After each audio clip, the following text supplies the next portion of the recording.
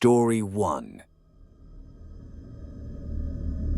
Shortly after my son was born, my then-husband and I bought a 100-year-old house for our expanding family, which included the three of us and our medium-large dog. As someone who grew up afraid of the dark after a strange incident with a neighbor boy looking in my windows as a child, I repeatedly had to tell myself that the creaks and thumps and sounds were normal for a house of that age, with old growth trees that bumped the roof and scraped the windows at night, and noisy radiant heat and a back gate that wouldn't stay shut and clanked in the wind. I'd hear something, and instead of investigating, I'd hide under the covers like any reasonable adult. When my then-husband and I split up, I kept the creaky house and he kept the medium-large dog. When my son was still small, the two of us were watching a movie in the front room around dusk when my phone died. As a Type B personality, the one charger I had was typically strewn somewhere about the house.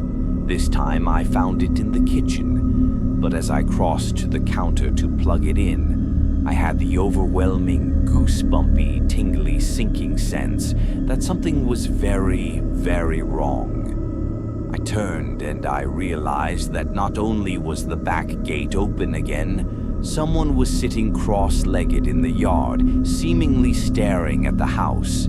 They had a hood and dark sunglasses, despite the fleeting light, and didn't move even when I stepped closer to the window to make sure I wasn't hallucinating. They remained eerily motionless when I was certain they could see me, and still even when I was pretty sure they could see that I had seen them. I quickly locked the back door, grabbed my phone and my charger, and headed into the dining room to my laptop, where I sent the first person I could see online a message that someone was sitting in my yard, staring at my house, and that my phone was dead, and to please call the police if they didn't hear from me in a few minutes.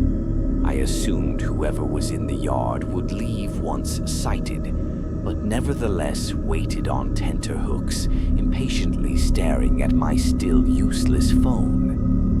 After an awkward conversation with my son about why we weren't going to the kitchen to get a glass of water, it finally lit up, and I was able to call 911. I tried to calmly explain to the dispatcher that I was sure the person was gone, but begged that they please send an officer to check my yard, as the motionless staring was unsettling at best.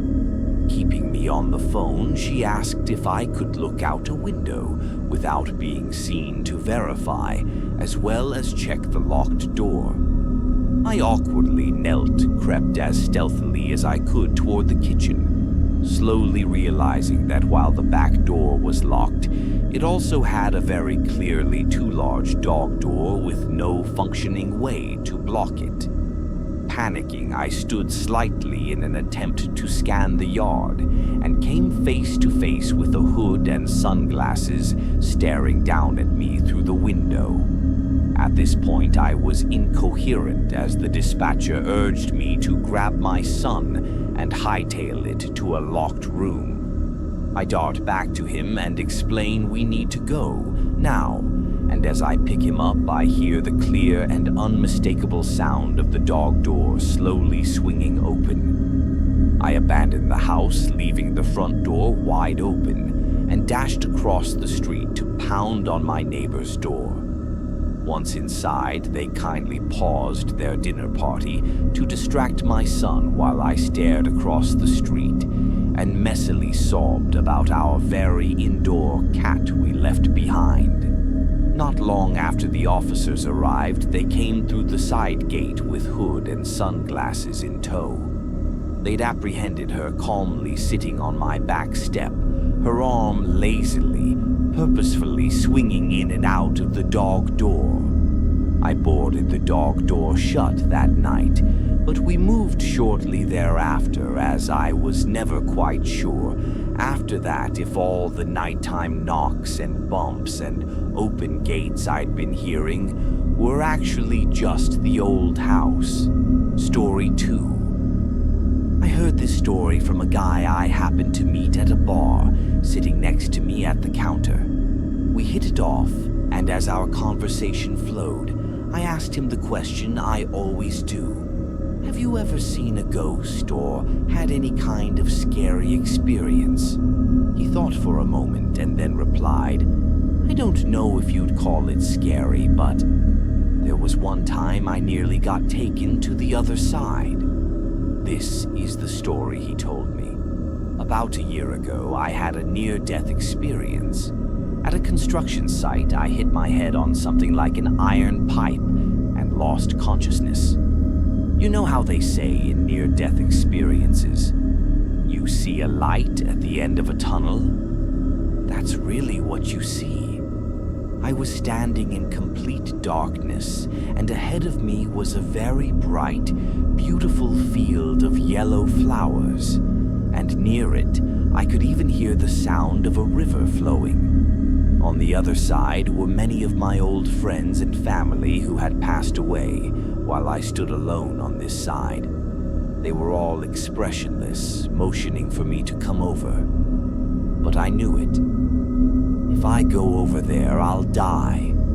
So I turned around and ran desperately toward the black hole on the opposite side. Maybe it was because my desire not to die was so strong. It was like instinct. Strangely enough, that bright flower field felt more frightening to me, so I kept on moving toward the darkness without ever looking back. Then suddenly, a young girl appeared in front of me. I was startled, but I tried to ignore her and walk past. But for some reason, I couldn't ignore her, and before I knew it, I had stopped in my tracks and was talking to her. "Who are you?" I asked. The girl answered, "I'm just a girl in a dream." "You're only dreaming, so there's no need to go any further. If you head toward that black side, your good dream will turn into a nightmare, so it's better if you stay here. I'm waiting here too, because a beautiful lady in white told me the same thing." Hearing that, I felt all the strength drain out of me. So it's just a dream, I thought. After that, I chatted with the girl for a while as we stayed there. But then, all of a sudden, the girl vanished into thin air. Even though it was just a dream, I felt an intense unease. I looked around, but she was nowhere to be seen. Then, from the direction of the flower field, I heard a voice. "Help me! Help me!"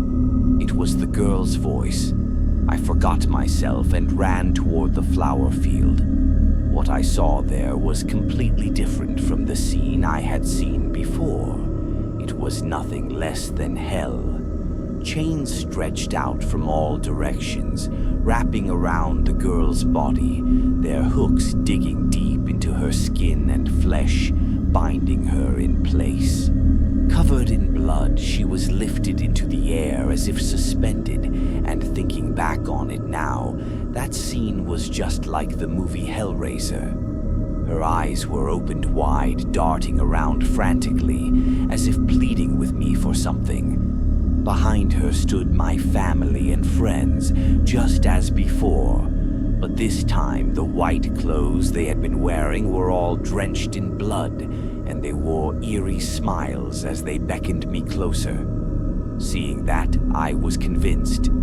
This isn't a dream. It was the most terrifying experience of my life, and I ran crying toward the black hole in utter desperation. As I ran, countless anguished faces surfaced in the darkness all around me, but I didn't have the time to be afraid of those faces. I just kept running, terrified, desperately fleeing deeper into the darkness. Then I realized I was in a hospital. Several women dressed in white were standing there. I shouted, "Whoa, and stumbled back, but when I looked carefully, they were nurses. I remember feeling relief from the bottom of my heart, but it was the first time I had ever had an experience like that, and when I woke up, I was drenched in sweat. So I told my friends about it, and they just said things like, "A near-death experience? Did Pinhead show up too?" Man, that's awesome, and didn't take me seriously at all. They all made fun of me. There were no pinheads or Cenobites there. Was it really just a dream? Honestly, I don't know, but if back then I had gone through that tunnel and stepped into the bright flower field, what would have happened to me? Would I have been sent to hell? I don't think I'm such a bad person, though.